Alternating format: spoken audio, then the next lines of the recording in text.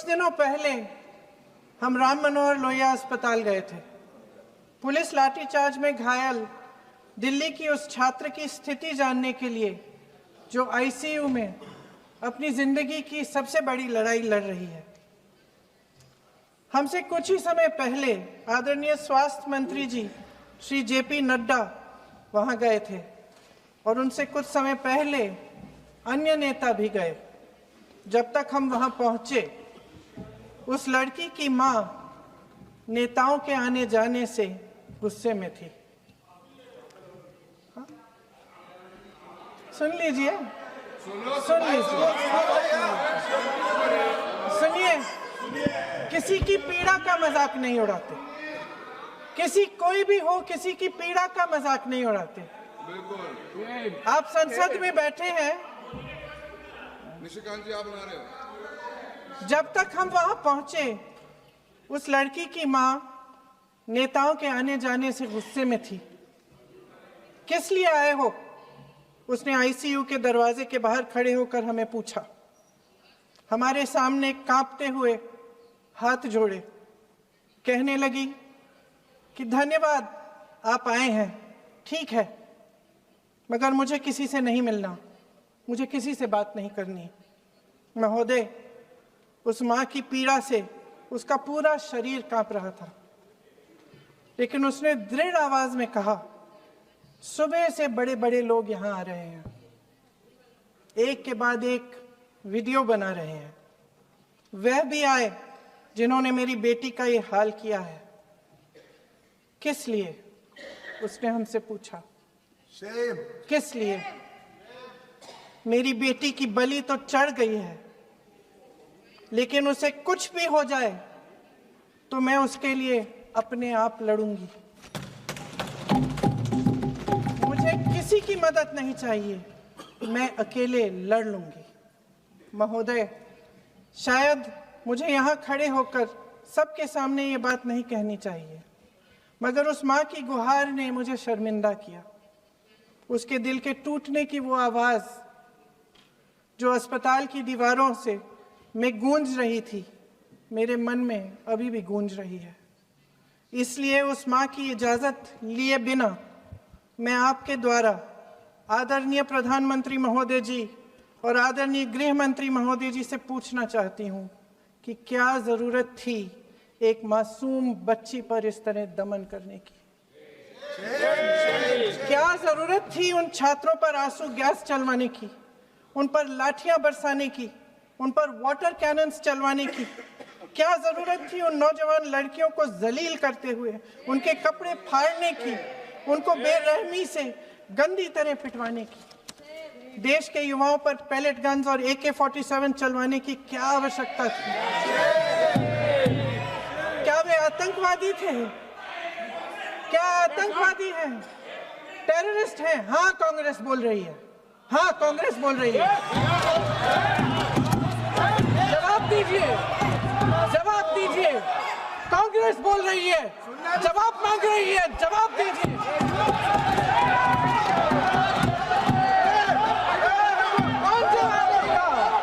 कौन जवाब देगा? गृह मंत्री जी जवाब देंगे। किसने ऑर्डर दिया? किसने ऑर्डर दिया पैलेट गन्स चलाने के लिए? किसने ऑर्डर दिया?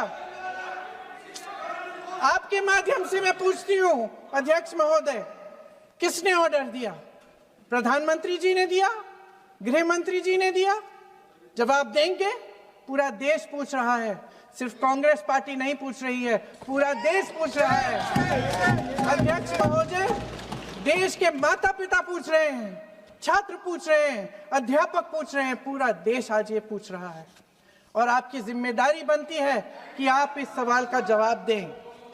क्यों डरते हैं आप इस देश के नौजवानों से? क्यों डरते हैं आप इस देश की बुलंद आवाज से? और उस आवाज को दबाने का हक आपको किसने दिया है? महोदय, ये सदन यहाँ बैठे हुए सांसदों की जागीर नहीं है, ये इस देश की अमानत है। यहाँ बैठे हम सब इस देश की जनता, इस देश के युवाओं, बुजुर्गों, गरीबों, अमीरों और सब धर्मों, सब वर्गों के देशवासियों के सेवक हैं। हम उनके प्रतिनिधि हैं और ये सत्ता हमें उन्होंने ही दी है। इस देश का संविधान हमारी सर आंखों पे, इस देश का लोकतंत्र सर्वोपरि है। इसे ध्वस्त करना पाप है। यह करोड़ों जनता हमसे सिर्फ एक चीज मांगती है, जवाबदेही। इंग्लिश में इसे अकाउंटेबिलिटी कहते हैं। हमें सत्ता देकर, हमें यहां तक लाकर सिर्फ उसकी ये गुहार है कि जो हम करें उसकी भलाई के लिए करें, और अगर उनके साथ अन्याय हो तो हम उनके प्रति जवाबदेह बने और उन्हें न्याय दिलवाएं। पिछले दिनों हजारों बच्चे सड़क पर उतरे। उन्होंने अपनी पीड़ा व्यक्त की। गांधी जी के दिखाए हुए रास्ते पर अहिंसा और सत्य को अपने दिलों में रखते हुए, गाते, मुस्कुराते हुए शांतिपूर्वक प्रदर्शन किया। लोकतंत्र के सबसे पवित्र सिद्धांत के तहत उन्होंने अपनी आवाज उठाने का अधिकार कायम किया। ये उस भारत के बच्चे हैं जो गांव में रहते हैं, जो महानगरों में रहते हैं, जो छोटे कस्बों में, छोटे शहरों में रहते हैं, जहां माँ अपने गहने बेच देती है, पिता अपनी जमीन गिरवी रख देता है, एक परिवार अपनी पूरी जिंदगी की कमाई बच्चे के सपने पर खर्च देता है।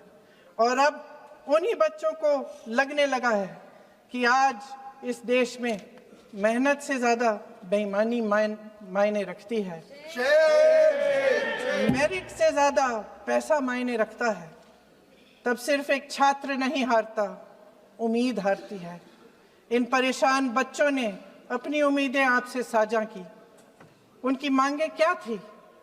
कि पेपर लीक करके उनके साथ जो बार बार अन्याय किया जा रहा है उस पर कार्रवाई की जाए, कि जो सिस्टम उनके भविष्य को कुचल रहा है उसे सुधारा जाए, कि जो माफिया उन्हें घेरे हुए है उसे हटाया जाए, कि जिस मंत्री के कार्यकाल में यह सब हुआ वह इस्तीफा दे, कि उन पर बर्बरता करने वालों पर कार्रवाई की जाए और उसके लिए माफी मांगी जाए। बस यही उनकी मांग थी ना, कि जो शिक्षा और स्वतंत्र अभिव्यक्ति का अधिकार उन्हें संविधान ने दिया है उसे कायम रखा जाए। महोदय, हमारे एजुकेशन सिस्टम में कुछ समय से बहुत खामियां भर चुकी हैं। बच्चों पे जो प्रेशर डाला जाता है उसकी वजह से सैकड़ों बच्चों ने आत्महत्या कर डाली है। उससे भी ज्यादा बच्चे डिप्रेशन में डूब रहे हैं। परिवारों पर बच्चों को पढ़ाने लिखाने के लिए घूस, capitation fees, tuition fees, coaching fees आदि के घिनौने दबाव हैं। लोन लेने पड़ते हैं, सामान बेचना पड़ता है, और उसके बावजूद कोई गारंटी नहीं कि उनके बच्चों के भविष्य मजबूत बन पाएंगे, क्योंकि बेरोजगारी चरम पे है। इस सरकार ने रोजगार पैदा करने वाले सभी सेक्टर्स को लगातार कमजोर किया। एग्जामिनेशन सिस्टम खुद फेल हो गया है। पिछले दशक में 152 पेपर लीक हुए, 750 करोड़ छात्र प्रभावित हुए, मगर एक भी दोषी, एक भी माफिया को सजा नहीं।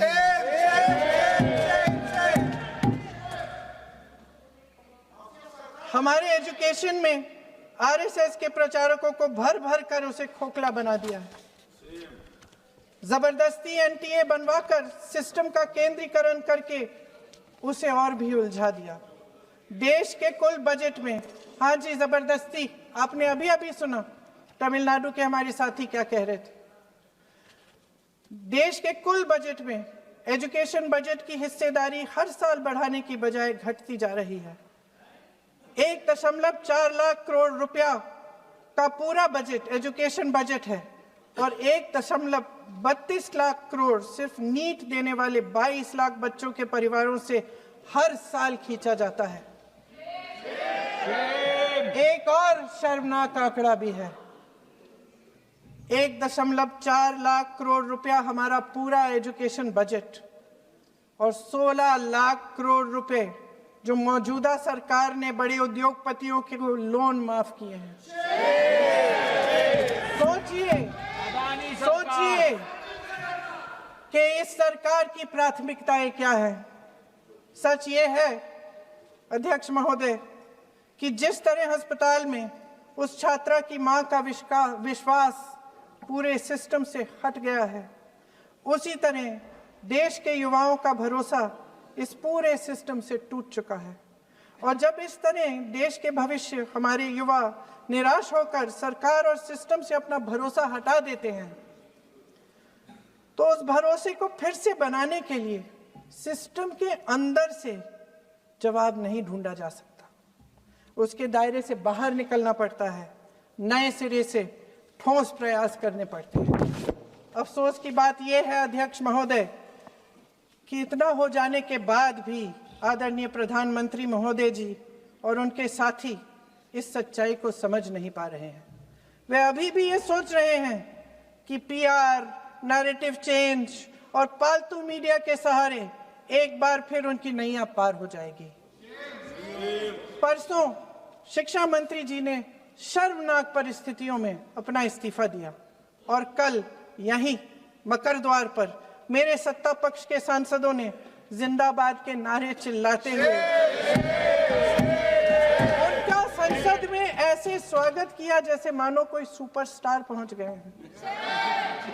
विडंबना देखिए महोदय, जब भूतपूर्व शिक्षा मंत्री को मुकुट पहनाया जा रहा था, स्वागत हो रहा था उनका, तब महाराष्ट्र में एक परिवार पेपर लीक पीड़ित अपनी बेटी की आत्महत्या का शोक मना रहा था।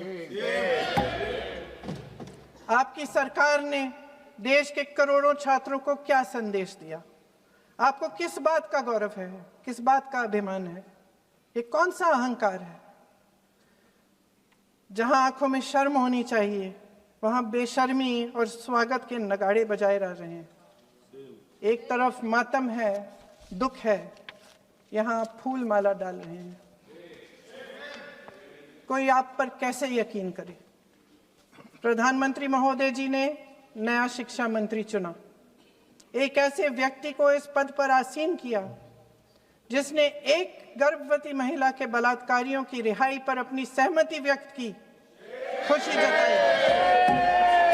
देश की करोड़ों लड़कियों को प्रधानमंत्री जी ने इससे क्या संदेश दिया?